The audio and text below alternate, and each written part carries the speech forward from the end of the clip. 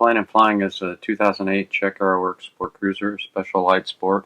It's a two-place side-by-side, powered by a Rotax 912 ULS, 100 horsepower, 4-stroke, 4-cylinder.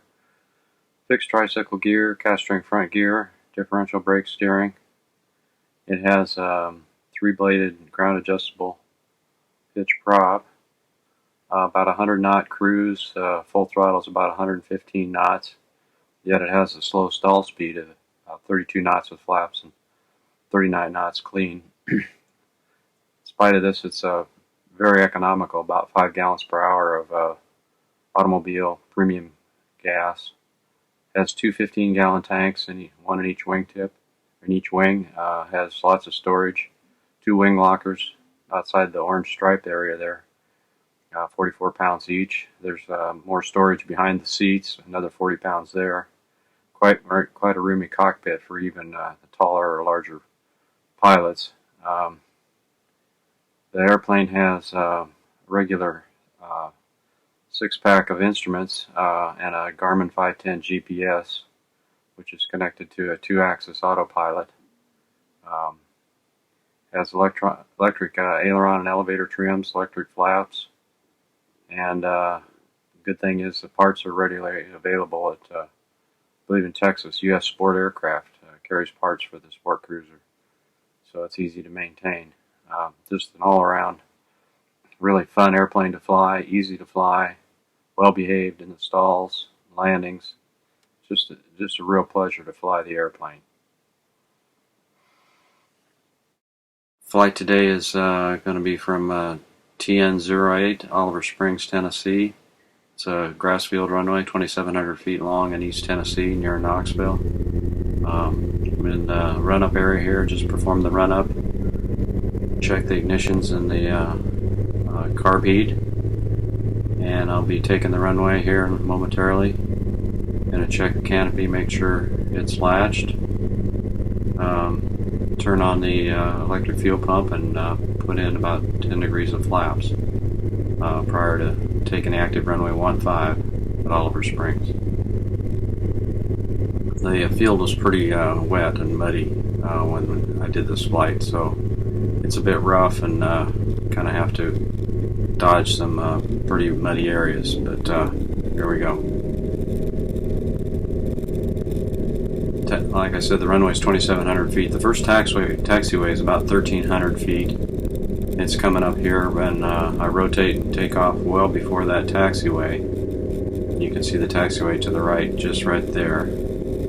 I had some friends now at the other end of the hangars here, and so I made a little wide turn to show them the top and the bottom of the airplane before climbing out. There's a ridge up ahead that you have to either climb over or turn prior to getting to it. We're going to turn to the west to depart the area and fly down to Riley Creek Airport at below Kingston, Tennessee.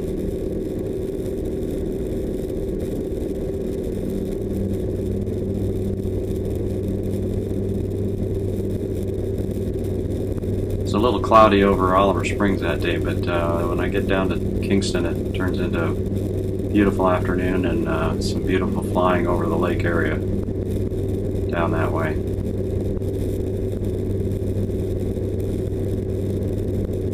Here's a turn to the west.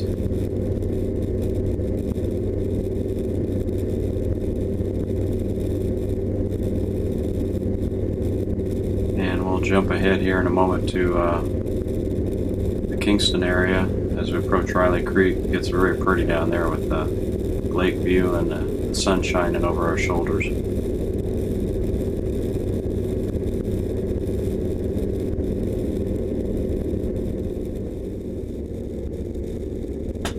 And we're headed for Riley Creek here. I'm going to show a little bit of what the view is like. Great panoramic view out of the bubble canopy. You know, it's a low-wing airplane, so your visual is restricted a little bit just below you, but visibility otherwise is excellent.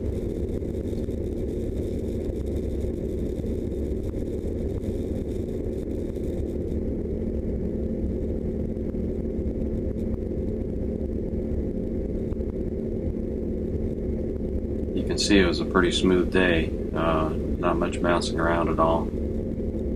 Summer's a little bit different when the sun's shining this brightly. Thermals are pretty strong. But this was a cool winter day, so it was pretty smooth.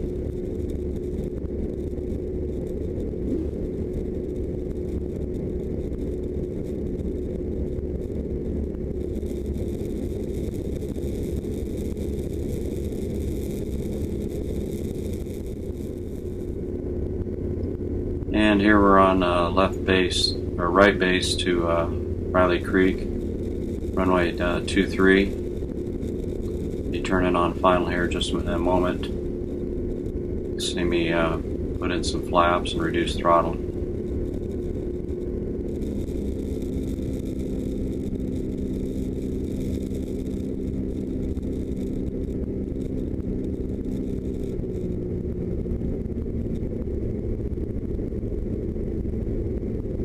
There's the flaps going in.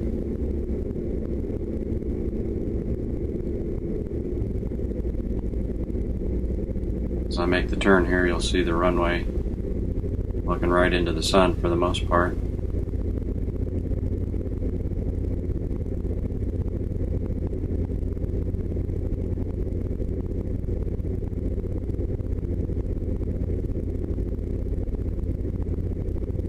And this is the landing on 2-3. For the takeoff, I connected the audio for the camera to the co-pilot's jack, so I'll let the calls during the flight speak for themselves during the takeoff, which will be in just a little bit here.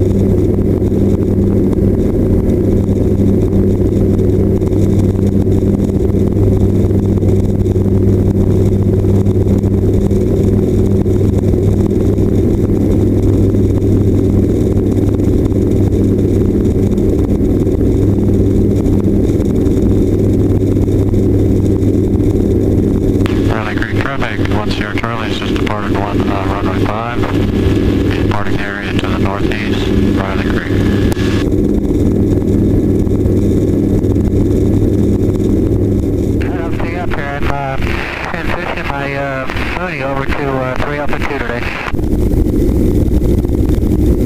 Oliver Springs traffic, 8061 Lima, clear the runway, Oliver Springs. I'm shifting back from Jonesville.